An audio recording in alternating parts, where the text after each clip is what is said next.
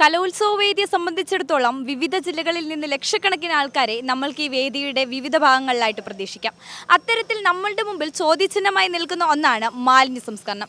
പ്രത്യേകിച്ച് പ്രകൃതിക്ക് ഏറ്റവും കൂടുതൽ ഭീഷണിയായിക്കൊണ്ടിരിക്കുന്ന പ്ലാസ്റ്റിക് മാലിന്യങ്ങൾ. എന്നാൽ നമ്മളുടെ മുമ്പിൽ അതിനും വഴിയുണ്ട്. വളരെ വ്യത്യസ്തമായ രീതിയിലും വേറിട്ട തരത്തിലും ആ മാലിന്യ സംസ്കരണത്തിൻ്റെ പുതിയൊരു ചിന്താഗതിയും കൊണ്ടാണ് നമുക്ക് ഏറ്റവും പ്രിയപ്പെട്ട ഒരു സാറിന് ഇവിടെ എത്തിയിരിക്കുന്നത്.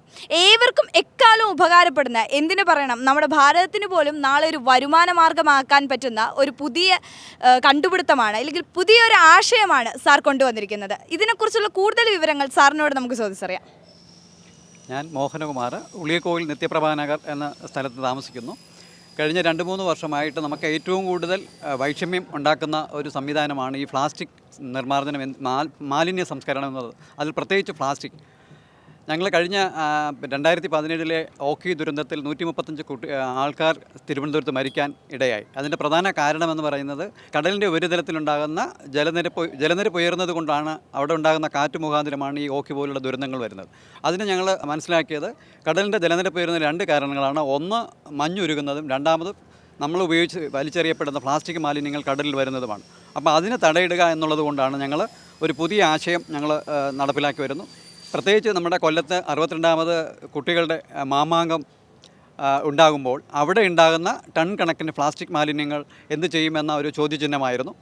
അതിന് ഇവിടെ ഗ്രീൻ പ്രോട്ടോക്കോൾ പാലിച്ചുകൊണ്ട്, ഹരിത പ്രോട്ടോക്കോൾ പാലിച്ചുകൊണ്ട് വേണം ഈ കലോത്സവം നടത്തേണ്ടത് എന്ന് സംഘാടകർ ആലോചിക്കുകയും, അപ്പോൾ ഞങ്ങളുടെ അഭിപ്രായം മാനിച്ചുകൊണ്ട് അവരതിന് ഞങ്ങൾക്ക് പൂർണ്ണമായ പിന്തുണ തരികയും ചെയ്തു. എന്താണ് ആശയം എന്ന് പറഞ്ഞാൽ, നമ്മുടെ ഇവിടെ ഉൽപ്പാദിപ്പിക്കപ്പെടുന്ന അല്ലെങ്കിൽ വലിച്ചെറിയപ്പെടുന്ന പ്ലാസ്റ്റിക് മാലിന്യങ്ങൾ 1 ലിറ്റർ 1/2 ലിറ്റർ വരുന്ന പ്ലാസ്റ്റിക് കുപ്പികളിൽ ചെറിയ പീസ് കഴുകി വൃത്തിയാക്കി ചെറിയ പീസുകളാക്കി 350-400 ഗ്രാം വരെ ഉണ്ടാകുന്ന എക്കോ ബ്രിക്സ് എന്ന പേരിലാണ് ഇത് അറിയപ്പെടുന്നത്.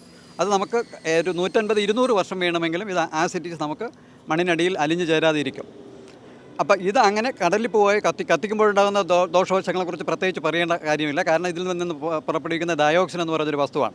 ആ ഡയോക്സിൻ ശ്വസിക്കുന്നത് ക്യാൻസറിന് കാരണമാകുന്നു പല പഠനങ്ങളും വെളിവാക്കിയിട്ടുണ്ട്. അപ്പോൾ കത്തിക്കാതെയും കടലിൽ പോകാതെയും വളരെ സേഫായിട്ട് അത് കുപ്പിയിലാക്കി ഇരിപ്പിടങ്ങൾ ഉണ്ടാക്കുക, ചെറു നിർമ്മാണ പ്രവർത്തികൾ നമുക്ക് ചെയ്യാൻ പറ്റും. അത് കൊല്ലത്ത് തന്നെ പല ഇരിപ്പിടങ്ങളും നമ്മൾ നിർമ്മിച്ചു കഴിഞ്ഞു. അങ്ങനെ കലോത്സവ വേദിയിലുണ്ടാകുന്ന പ്ലാസ്റ്റിക് മാലിന്യങ്ങൾ മുഴുവൻ നമുക്ക് ഇതുപോലെ ചെയ്യാൻ പറ്റും. അതിനു വേണ്ടുന്ന കുട്ടികളും SPCA കുട്ടികൾ കഴിഞ്ഞ കുറേ നാളുകളായിട്ട് അവരിതിനു വേണ്ടി പ്രയത്നിക്കുന്നുണ്ട്. അതുപോലെ തന്നെ ഇതിൻ്റെ ഏറ്റവും പുതിയ ആശയം എന്ന് പറയുന്നത്, നമുക്ക് മെത്തനോൾ എന്ന് പറയുന്ന ഒരു വലിയ, അതായത് പെട്രോളിന് പകരം ഉപയോഗിക്കാവുന്ന മെത്തനോൾ എന്ന ഒരു സംവിധാനത്തിലേക്ക് നമ്മുടെ രാജ്യം മാറിക്കൊണ്ടിരിക്കുകയാണ്. അതിന് ഏറ്റവും വേണ്ട അസംസ്കൃത വസ്തു എന്ന് പറയുന്നത് ബയോ വേസ്റ്റാണ്.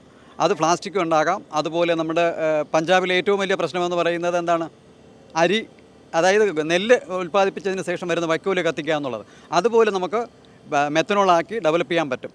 അപ്പോൾ നാളത്തേക്ക് വേണ്ടിയുള്ള ഒരു അസറ്റായിട്ട് നമുക്ക് ഈ പറയുന്ന മാലിന്യങ്ങളെ ഉപയോഗിക്കാൻ പറ്റുമെന്നുള്ളതാണ് ഈ കലോത്സവത്തിലൂടെ നമ്മൾ ജനങ്ങളുടെ മുന്നിലേക്ക് വയ്ക്കുന്ന ആശയം. അതിന് പ്രധാനമായിട്ട് നമുക്കതിനൊരു പ്രചോദനമായത് മുഖ്യമന്ത്രിയുടെ നവകേരള സദസ്സിൽ അദ്ദേഹം പറഞ്ഞത്, ജനങ്ങൾ നിങ്ങൾ ആശയങ്ങൾ ഞങ്ങൾക്ക് നൽകൂ, ഞങ്ങളത് പ്രാവർത്തികമാക്കാം.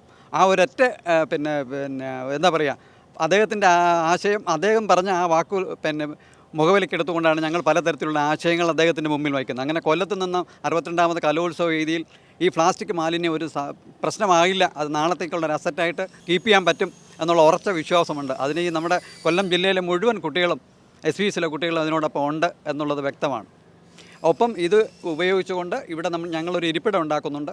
അതുകൂടാണ്ട് പ്ലാസ്റ്റിക്കിന് ബദലായിട്ട് വീടുകളിൽ നിന്നുണ്ടാക്കുന്ന ഒരു സാരിയും കൊണ്ടുതരികയാണെങ്കിൽ ഇവിടെ വെച്ച് തന്നെ നമ്മൾ സഞ്ചി തയ്ച്ചു കൊടുക്കാനുള്ളൊരു സംവിധാനം ചെയ്യുന്നുണ്ട്. ഒരു സാരിയിൽ നിന്ന് നമുക്ക് 6 സഞ്ചിയോളം തയ്ക്കാൻ പറ്റും. അപ്പോൾ അവരവരുടെ വീട്ടിലെ ഉപയോഗിക്കാവുന്ന പ്ലാസ്റ്റിക് ക്യാരി ബാഗിന് പകരം അവരവരുടെ വീട്ടിലെ തുണി ഉപയോഗിച്ച് തന്നെ സഞ്ചി ഉപയോഗിക്കാമെങ്കിൽ ഏകദേശം നമുക്ക് 8 കോടിയോളം പ്ലാസ്റ്റിക് ബാഗുകൾ ഒരു മാസം ഒരു മലയാളി ഉപയോഗിക്കുന്നത് കുറയ്ക്കാൻ പറ്റും. ഒരു മലയാളി ഒരു മാസം 10 ക്യാരി ബാഗ് ഉപയോഗിക്കണമെങ്കിൽ 85 ലക്ഷം ഫാമിലിയിൽ നിന്നും 8 കോടി പ്ലാസ്റ്റിക് ബാഗുകളാണ് വലിച്ചെറിയപ്പെടുന്നത്. അതിന് തടയിടാൻ പറ്റുന്ന ഒരു സംവിധാനമാണ് അവരവരുടെ വീടുകളിൽ നിൽക്കുന്ന പഴയ തുണികൾ കൊണ്ടുവന്ന് നമുക്ക് സഞ്ചി തച്ച് ഉപയോഗിക്കുക എന്നുള്ളത്.